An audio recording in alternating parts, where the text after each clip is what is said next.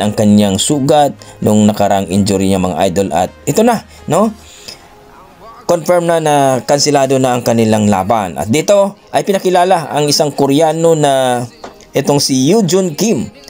No, ito yung rank number 11 sa WBO, mga idol, ang makakalaban ni Naoya Inoue.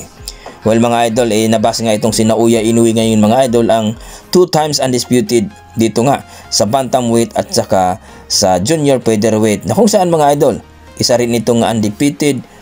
Pero bakit daw lumalaban itong si Naoya Inoue nang hindi kilala at hindi di kalibre? Ayon sa ating mga boxing fans, akala daw nila na itong si Monster Naoya Inoue ay hindi lumalaban ng mapapitsugin.